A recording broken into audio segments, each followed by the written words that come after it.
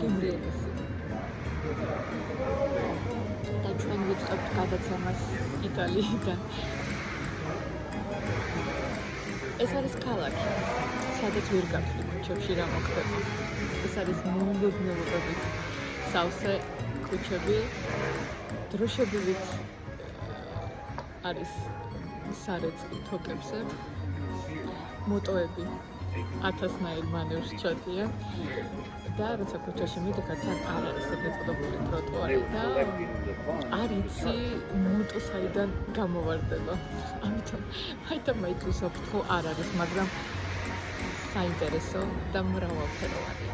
უბრალოდ ერთ-ერთი ქუჩიდან გერთვებით ახლა მე ჩვენი გადაცემას. ის ყავა იწყება სწორედ ამ ქალაქიდან. ჩვენ ვილაპარაკებთ მოგზაურობაზე. რას ველოდებით მოგზაურობიდან? როგორ წერთ პოდკასტებს მოგზაურობის დროს? რას ველოდებით ჩანაში? რამდენი დღით მოვდივართ? რა მიგვაქვს მოგზაურობიდან და რას ვტოვებთ იმ ქვეყნებში, სადაც მოგზაურობთ? ჩემი სტუმარი, ჩემი გადაცემის პირველი სტუმარი, ის ყავას პირველი სტუმარი ხდება ჩემი თანამოგზაური და ჩემი შვილი ანა გარეჩა. შემოგვიერთდი, ჩვენ ვეცდებით რომ ორივე ვიყოთ კატარში ამ პატარა ვიწრო ქუჩიდან, ნეაპოლის ვიწრო ქუჩებიდან და მოგწეს ყავა ძალიან. ეს ყავა მოგიმზადა გვერდით ქუჩაზე ერთ-ერთმა ბიჭმა, რომელმაც გითხრა რომ მას აქვს საუკეთესო ყავა, ის ყავა, ზუსტად რომელსაც ჩვენ ვეძებთ ხოლმე ყველგან. აქ ვიპოვეთ ნეაპოლში. ეს ყავა? ის ყავა.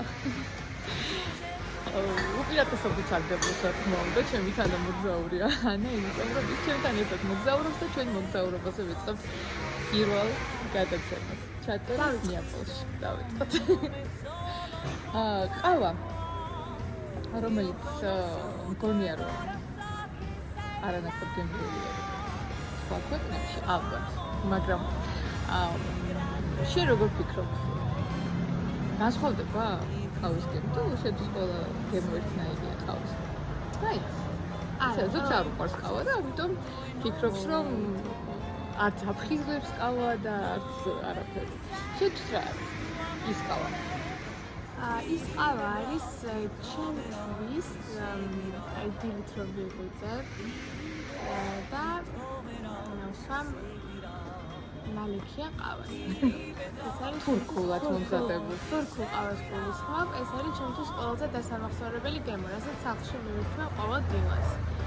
ისეთი ადამიანიც არ ვარ, რომ ყავის გარეშე არ შეიძლება დაიდგენ, რომ დაცემდეს და ვერ გაგიოს ყავაც უდად რომ ხდებიან, ესეთი ადამიანი არ ვარ, მაგრამ აი ჩემთვის ის ყავა და ის გემო არის დილის ყავა, მაინც რომელიც ძირითადად შემთხვევაში შენი მომზადებულია. ჩემი მომზადებულია. დედას მომზადებული ყავა მაინც სხვა. კარგი, ჩვენ მოგზაურობთ, მე და ანა ხშირად მოგზაურობთ სხვადასხვა ქვეყანაში, მაგრამ იტალიაში წამოსასვლელად ვიმზადებოდით განსაკუთრებით, იმიტომ რომ ჩვენ უნდა გაგვეცნო ნამდვილი იტალია და მოვდიოდით სამხრეთში, იტალიის სამხრეთში, ნეაპოლში. რამდენიმე დღეში გადავინაცვლოთ სიცილიაზე, მაგრამ ახლა 3 დღეა ვართ ნეაპოლში და ვართ არა მარტო ამ ქალაქში, არამედ შემოვიარეთ რამდენიმე კუნძული, ნახევარკუნძული, ვიყავით სორენტოში, ვიყავით პოზიტანოში, ვიყავით პომპეიში, დაფერხული ქალაქი ვნახეთ და ძალიან ბევრი ასეთ ხო ფიქრობ რომ თითქოს არაფერი ხდება მოგზაურობის დროს, მაგრამ ხდება კი არა, ის ყოველი რაღაც ნაბიჯი არის მერე ის რაც გრჩება, ხო? ახლა მე დავიწყოთ იქიდან. რა ჩაალაგე რომ მოდიოდი იტალიაში და მე ჩემი რჩევები გაითვალისწინე თუ არა? შეჩევს მე ყოველთვის თვალისწინე, ბოლო დროს ზედმეტადაც კი, მაგრამ დედას უნდა დაუჯერო მაინც, იმიტომ რომ რამდენჯერაც დედას უნდა დაუჯერო. რამდენჯერაც შეგიძლიათ არ მე ისე მე ინდანე? გაზარავდი, ამიტომ გავითვალისწინე და რაც შემიძლია მაქსიმალურად ბარგის დაშვებული რაოდენობიდან გამომდინარე, რაც შემიძლია ისე ჩავავადე ყველაფერი. და 10 დღით ვართ და მაქსიმალურად ვეცადეთ რომ მოსახერხებელი ტანსაცმელი ჩავგადოთ, ხო? კიდევაც ჩვენ წამოვიდეთ რამდენი ხით სათუკობი ვარ ამიტომ მაქსიმალურად შევეცადე რომ ისეთ რაღაცები ჩამოვაგებინა და შემეჩიე თან ჩვენ გვიყვარს ფერები ფერადი ხალხი ვართ მე გადმომიდი შენგანის ფერადოვნების სიყვარული და ასე შემდეგ აქედან გამომდინარე ჩავავაგე ფერადი კაბები და ისეთი ფერი ამ ქვეყანას რომ უხდება ისეთი ფერები ავარჩიე იტალიას და პირველად ჩავფრინდით რომში და ყველაზე დასამახსოვრებელი ალბათ ამ მოგზაურობაში კიდე იქნება ჩვენი პირველივე დღიდან რომ რომის პაპი რომელიც იმ ეკლესიაში იყო სადაც ჩვენ შევედით და სადაც მაჯორი და ან რამდენიმე ეკლესიაში ჩაატარა მართლაც მაგრამ ერთ-ერთი დაესწრო ერთ-ერთი ეკლესია იყო იქ სადაც ჩვენ შევედით რომის იმ ტაძარში და მეორე დღეს გავიგეთ რომ რომის პაპი გარდაიცვალა და სულ 1 საათით ავწდით 11 საათზე ვიყავით ჩვენ ეკლესიაში და 12-ზე მოსვლა რომის პაპი და ჩვენ ვერ ვიხილეთ ასე მაგრამ ბევრი ხალხი რაღაც განსაკუთრებული ატმოსფერო იყო და ამბობენ აქ იტალიაში აქაურები ადგილობრივები რომ ეს პაპი მათ ძალიან უყვარდათ ამიტომ ისინი დამწუხრებულები არიან და მინდა გითხრათ რომ ქუჩებშიც კი ერთმანეთს უსამძიმრებენ რომის პაპის გარდაცვალებას ახლა რაც შეეხება ისევ ჩვენს მოგზაურობას რა გვჩება მოგზაურობიდან თან ყველაზე მთავარი მოდი ის ვთქვათ რომ როდესაც მოგზაურობის დროს შენ აი ესეთ მნიშვნელოვან დეტალებს აქცევ ყურადღებას და აი ამ ქვეყნის ავთენტურობას ეცნობი და ქუჩებში დადიხარ და მათ ცხოვრებას ეცნობი ბოლო-ბოლო აი მართლა ნეაპოლში ესე ვთქვათ სარეცხის თოკები არის სავსე და არის სხვადასხვა ფერის და ასე გგონია რომ ამ სახლების ნაწილი ხარ ასე გგონია რომ აი ამ ადამიანების ნაწილი ხარ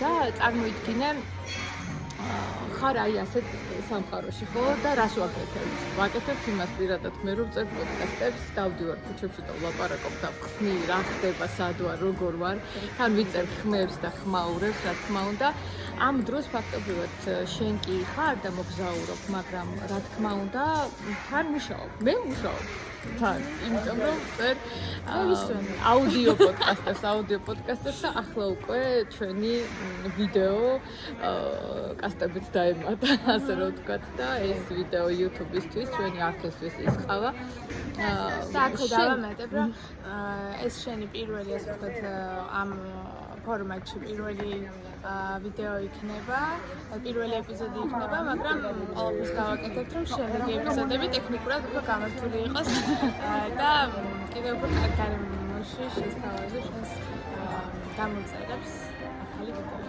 მადლობა, იმიტომ რომ ანანო არის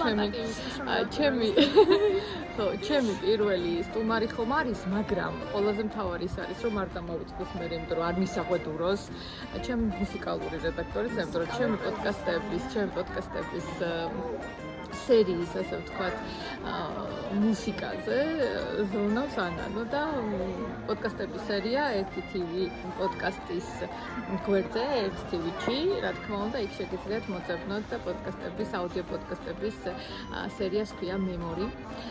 და ძალიან გამიხარდება თუ მოусმენთ ამ პოდკასტებსაც, რა თქმა უნდა, ისევე როგორც აი ამ ვიდეოს და ეპიზოდებს უყურებთ ჩვენს იმყავის ეპიზოდებს. რა მიყვება მოგზაურობიდან? რა მიყვება? და რას ელოდები ხოლმე და რას წაიგებ? ფოტო-ვიდეო მასალა არის ესეთი რაღაც, რაც ყველაზე მეტად გაგახსენებს ხოლმე რა ხდებოდა, რა გარემოში იყავი, რა სიტუაცია იყო, რა თავგადასავალში გაეხვიე და გაები. მაგრამ აი ამ ის გარდაც მე მაგალითად ესეთი ძალიან ისე ვიმახსოვრებ რაღაც მომენტები ყველაფერში ყველაფერთან დაკავშირებული ცხოვრებაში ისე მომახსოვრდება და მაქვს განსაკუთრებული მოგზაურობები და ამ მოგზაურობასაც უკვე ისეთი ეპიზოდები გამოერია რომ ესეც ჩაიბეჭდება ჩვენს მეხსიერებაში ძალიან დიდი.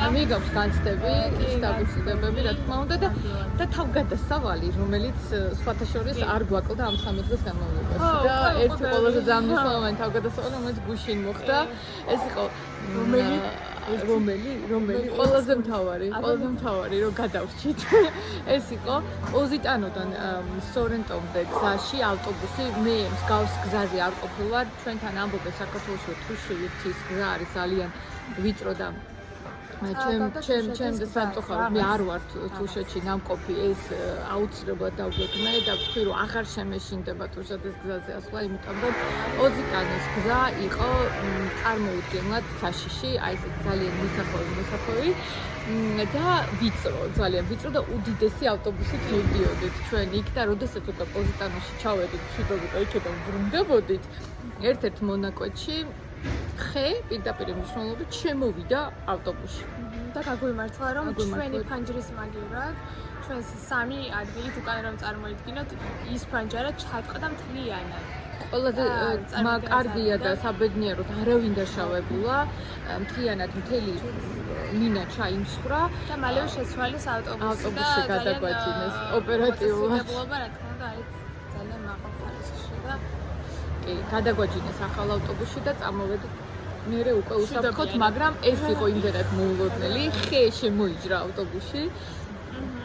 ამას ნამდვილად ვერავინ წარმოიდგენდა, რა თქმა უნდა. თუ იმდენად ემოციურად ატვირთულებით მოვდიოდით პოზიტანოდან, იმიტომ რომ ულამაზესი ნახევარკუნძულია, ეს თქვა შეჭრილი და საკმაოდ რაღაც იქ რომ ვერ აღიქვა, მართლა ვერ აღიქვა, მაგრამ იმას რომ გამოვცილდით, უკვე გამოვშორდით, ხო, თვალწინ მედგა ის პატარა გემები, პატარა ნავების ტიპის პატარა გემები, ნავების გემებიც, რომელიც აი ამ ზღვაში იყო, ასე ვთქვათ, მრავლად, ხო, რაღაც ძალიან ბევრი და ეს იყო დაუწყარი. შეძლო ხალხმა რომ კლდეში ცხოვრობენ. გაეშენებინათ სახლები და აეშენებინათ. და ეს რა თქმა უნდა აქციეს მაღალი დონის საკურორტო ზონა. რა თქმა უნდა. აი ახლა კალათა ჩამოაწოდეს ჩვენს წინ სახლიდან და თოკით აქვთ. კი, სხვადასხვა აი ეს ურთიერთობა მაგონებს ჩვენ ურთიერთობებს. ქართველებს შორის ძალიან საშუალო მხიარულ ხო ვამბობთ რომ ჩვენაირები არიან იტალიელები და განსაკუთრებით აქეთ ნაწილში რომში უფრო მაინც სიმკაცრე უფრო ისეთი სიტუაციაა დავარცხნილი უფრო ვიყოდი აქ უფრო ბევრად გახსნილები და უშუალო ადამიანები არიან მართლაც და ყველაზე მთავარი ის არის რომ გიღი ეს სულ გიღიმია სულ ну რა თქმა უნდა აქ ამასაც გეძახიან არ ვიცი რისთვის რამე რომ შეიძინე სადმე მაღაზიაშთვის მაგრამ მაინც თო აი ძალიან დიდი მნიშვნელობა აქვს ამაზებს დაგვაჯერეს იტალიელებმა კიდევ ერთი რამე რომ თქვა რომ აქ კვარა არ დავიწყებიათ იმიტომ რომ ეზოებში ქუჩებში მისი ფოტოებია გამოკრული და რა თქმა უნდა მარადონა რა თქმა უნდა სოფი ლორენი და რა თქმა უნდა მარჩელო მასტროიანი იმიტომ რომ არ არსებობს ქუჩა მათი ფოტოების გარეშე ჩვენ კიდევ უფრო მრავალფეროვან ისტორიებს შევთავაზოთ რა თქმა უნდა ის ყავაში და დღეს კი გემშვიდობებით ამით ნეაპოლის ერთ-ერთი ულამაზესი ქუჩიდან ჩაო ჩაო